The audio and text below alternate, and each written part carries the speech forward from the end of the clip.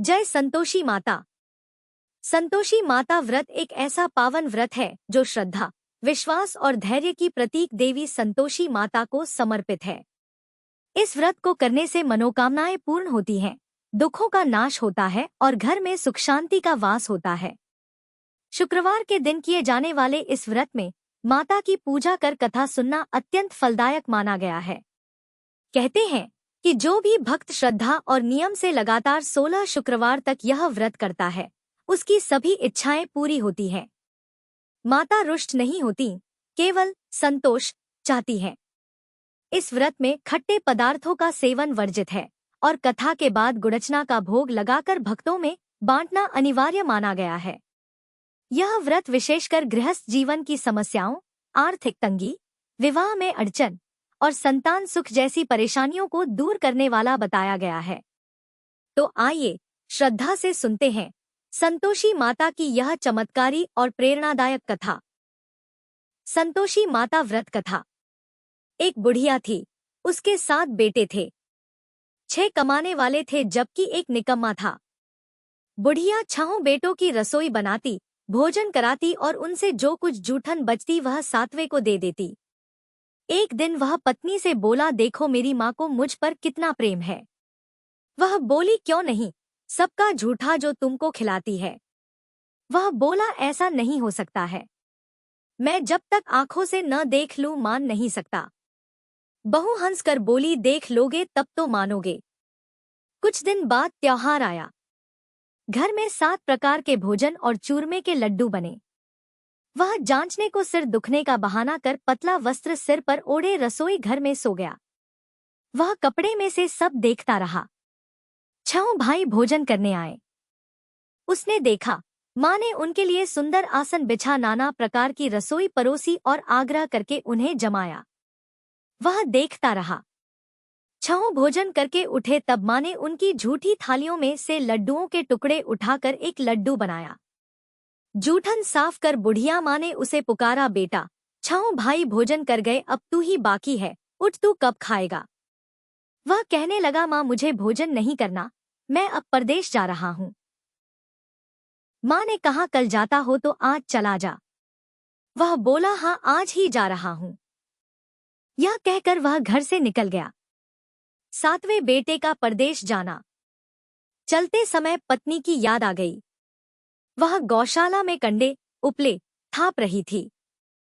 वहां जाकर बोला, हम जावे परदेश आवेंगे कुछ काल, तुम रहियो संतोष से धर्म आपनो पाल। वह बोली, जाओ पिया आनंद से हमारो सोच हटाए, राम भरोसे हम रहें ईश्वर तुम्हें सहाय। 2 निशानी आपन देख धरू में धीर, सुधी मती हमारी बिसारियो रखियो मन गंभीर। वह बोला, मेरे पास तो कुछ नहीं, यह अंगूठी है सो ले और अपनी कुछ निशानी मुझे दे।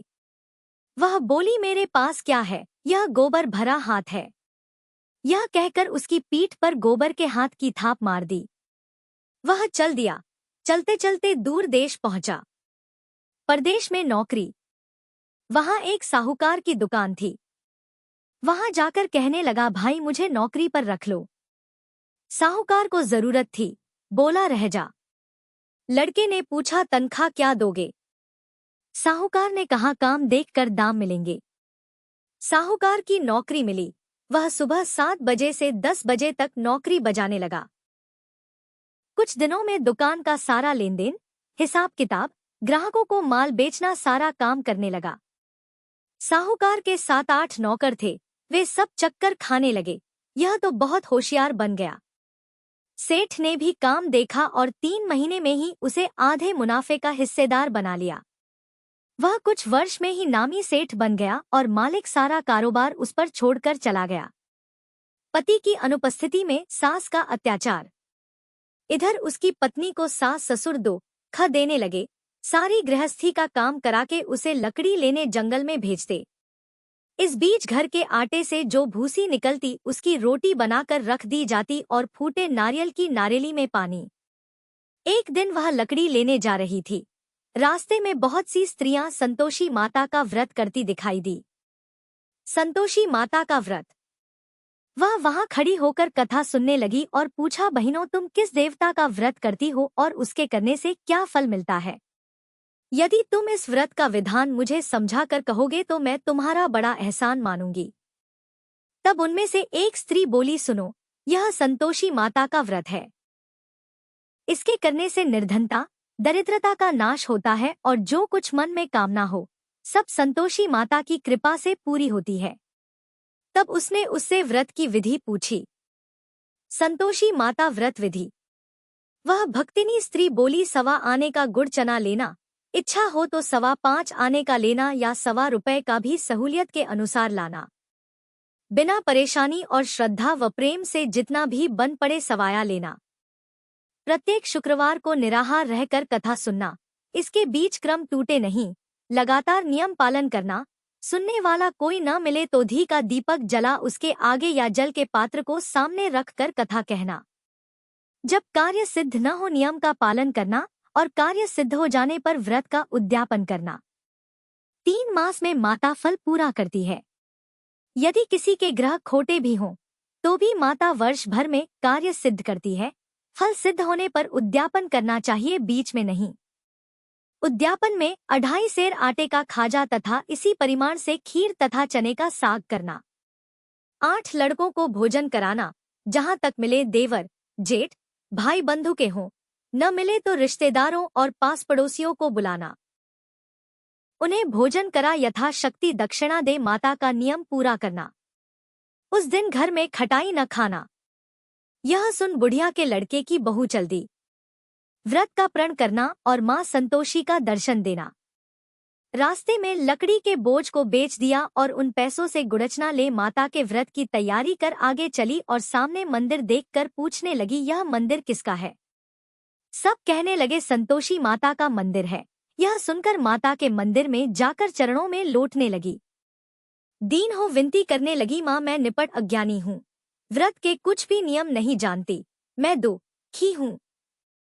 हे माता, जगत जननी मेरा दुख दूर कर, मैं तेरी शरण में हूँ। माता को दया आई। एक शुक्रवार बीता कि दूसरे को उसके पति का पत्र आया और तीसरे शुक्रवार को उसका भेजा हुआ पैसा आ पहुंचा। यह देख जेठ जेठानी मुंह सिकोड़े लगे। लड़के ताने देने लगे, काकी के पास पत्र आने लगे, रुपया आने लगा, अब तो काकी की खातिर बढ़ेगी। बेचारी सलता से कहती, भैया कागज आवे रुपया आवे, हम सब के लिए अच्छा है। ऐसा कहकर आंखों में आंसू भरकर संतोषी माता के मंदिर में मातेश्वरी के चरणों में गिरकर रोने लगी। माँ, मैंने तुमसे पैसा कब मांगा है? मुझे पैसे से क्या काम है? मुझे तो अपने सुहाग से काम है। मैं तो अपने स्वामी के दर्शन मांगती हूँ। तब माता ने प्रसन्न होकर कहा, जा बेटी, तेरा स्वामी आएगा। यह सुनकर खुशी से बावली होकर घर में जा काम करने लगी। अब संतोषी माँ विचार करने लगी, इस भोली पुत्री को मैंने कह तो दिया कि तेरा पति आएगा, लेकिन कैसे? वह तो इसे स्वप्न में भी याद नहीं करता। उसे याद दिलाने को मुझे ही जाना पड़ेगा। इस तरह माताजी उस बुढ़िया के बेटे के पास जा स्वप्न में प्रकट हो कहने लगी, साहूकार के बेटे, सो रहा है या जागता है? वह कहने लगा, माता सोता भी नहीं, जागता भी नहीं हूँ, कहो क्या आज्ञा है? माँ कहने लगी, तेरे घर बार कुछ है कि नहीं? वह बोला, मेरे पास सब कुछ है, माँ बाप है, बहू है, क्या कमी है? माँ बोली, भोले पुत्र, तेरी बहू घोर कष्ट उठा रही है, तेरे माँ बाप उसे परेशानी दे रहे हैं। वह तेरे लिए तरस रही है, तू उसकी सुध ले।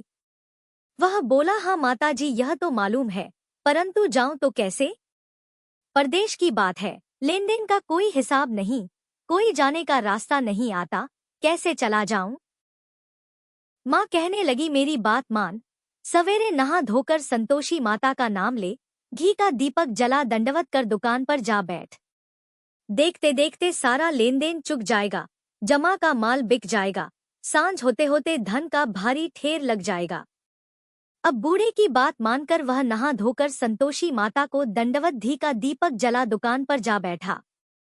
थोड़ी देर में देने वाले रुपया लाने लगे, लेने वाले हिसाब लेने लगे। कोटे में भरे सामान के खरीददार नकद दाम दे सौदा करने लगे। शाम तक धन का भारी ठेर लग गया। मन में माता का नाम ले चमत्कार देख प्रसन्न हो घर ले जाने के वास्ते गहना कपड़ा सामान खरीदने लगा। यहाँ काम से निपट तुरंत घर को रवाना हुआ। उधर उसकी पत्नी जंगल में लकड़ी लेने जाती है। लौटते वक्त माताजी के मंदिर में विश्राम करती। वह तो उसके प्रतिदिन रुकने का जो स्थान ठहरा। धूल उड़ती देख वह माता से पूछती है, हे माता, यह धूल कैसे उड़ रही है? माता कहती है, हे पुत्री, तेरा पति आ रहा है। अब तू ऐसा कर, लकड़ियों के 3 बोझ बना ले, एक नदी के किनारे रख और दूसरा मेरे मंदिर पर व तीसरा अपने सिर पर। तेरे पति को लकड़ियों का गट्ठर देख मोह पैदा होगा, वह यहाँ रुकेगा, नाश्ता पानी खाकर माँ से मिलने जाएगा। तब तू लकड़ियों का बोझ उठाकर जाना और चौक में गट्ठर डालकर जोर से आवाज लगाना, लो सासू जी, लकड़ियों का गट्ठर लो, भूसी की रोटी दो, नारियल के खेपड़े में पानी दो, आज मेहमान कौन आया है। माताजी से बहुत अच्छा कहकर वह प्रसन्न मन से लकड़ियों के 3 गट्ठर बनाई। एक नदी के किनारे पर और एक माताजी के मंदिर पर रखा। इतने में मुसाफिर आ पहुंचा। सूखी लकड़ी देख उसकी इच्छा उत्पन्न हुई कि हम यहीं पर विश्राम करें और भोजन बनाकर खा पीकर गांव जाएं। इसी तरह रुककर भोजन बना, विश्राम करके गांव को गया। सबसे प्रेम से मिला। उसी समय सिर पर लकड़ी का गट्ठर लिए वह उतावली सी आती है। लकड़ियों का भारी बोझ आंगन में डालकर जोर से 3 आवाज देती है, लो सासू जी, लकड़ियों का गट्ठर लो, भूसी की रोटी दो, आज मेहमान कौन आया है। यह सुनकर उसकी सास बाहर आकर अपने दिए हुए कष्टों को भुलाने हेतु कहती है, बहू ऐसा क्यों कहती है, तेरा मालिक ही तो आया है। आ बैठ, मीठा भात खा, भोजन कर, कपड़े गहने पहन। उसकी आवाज सुन उसका पति बाहर आता है। अंगूठी देख व्याकुल हो जाता है। माँ से पूछता है, माँ यह कौन है? माँ बोली, बेटा यह तेरी बहू है। जब से तू गया है तब से सारे गांव में भटकती फिरती है। घर का कामकाज कुछ करती नहीं, 4 पहर आकर खा जाती है। वह बोला, ठीक है माँ, मैंने इसे भी देखा और तुम्हें भी, अब दूसरे घर की ताली दो, उसमें रहूंगा। माँ बोली, ठीक है, जैसी तेरी मर्जी। तब वह दूसरे मकान की तीसरी मंजिल का कमरा खोल सारा सामान जमाया। एक दिन में राजा के महल जैसा ठाट-बाट बन गया। अब क्या था, बहू सुख भोगने लगी। इतने में शुक्रवार आया। शुक्रवार व्रत के उद्यापन में हुई भूल, किया खटाई का इस्तेमाल। उसने पति से कहा, मुझे संतोषी माता के व्रत का उद्यापन करना है। पति बोला, खुशी से कर लो। वह उद्यापन की तैयारी करने लगी। जेठानी के लड़कों को भोजन के लिए कहने गई। उन्होंने मंजूर किया, परंतु पीछे से जेठानी ने अपने बच्चों को सिखाया, देखो भोजन के समय खटाई मांगना, जिससे उसका उद्यापन पूरा न हो। लड़के जीमने आए, खीर खाना पेट भर खाया, परंतु बाद में खाते ही कहने लगे, हमें खटाई दो, खीर खाना हमको नहीं भाता, देखकर अरुचि होती है। वह कहने लगी, भाई खटाई किसी को नहीं दी जाएगी, यह तो संतोषी माता का प्रसाद है।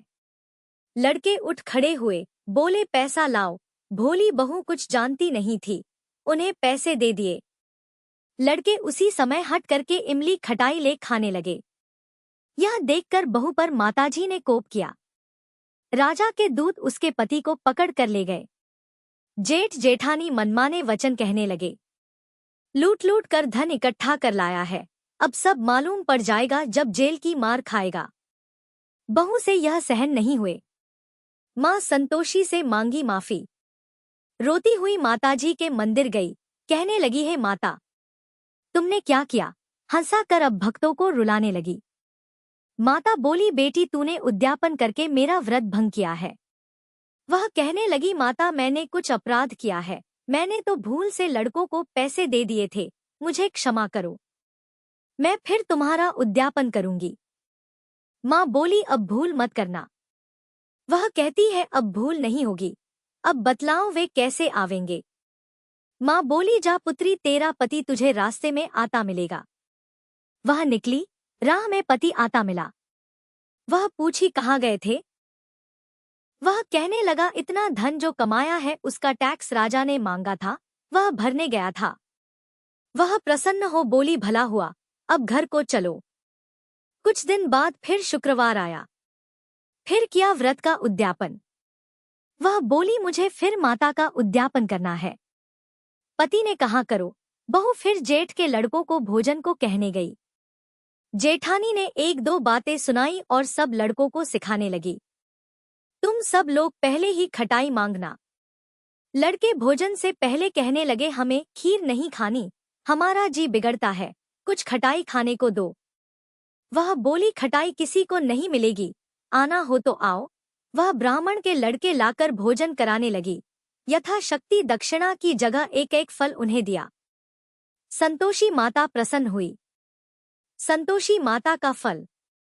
माता की कृपा होते ही 9वें मास में उसके चंद्रमा के समान सुंदर पुत्र प्राप्त हुआ। पुत्र को पाकर प्रतिदिन माता जी के मंदिर को जाने लगी। माँ ने सोचा, यह रोज आती है, आज क्यों न इसके घर चलूं। यह विचार कर माता ने भयानक रूप बनाया। गुड़चने से सना मुख, ऊपर सूंड के समान होठ, उस पर मक्खियां भिन भिन कर रही थी। दहली पर पैर रखते ही उसकी सास चिल्लाई, देखो रे, कोई चुड़ैल डाकिन चली आ रही है, लड़कों इसे भगाओ, नहीं तो किसी को खा जाएगी। लड़के भगाने लगे, चिल्लाकर खिड़की बंद करने लगे। बहू रोशनदान में से देख रही थी। प्रसन्नता से पगली बन चिल्लाने लगी, आज मेरी माता जी मेरे घर आई है।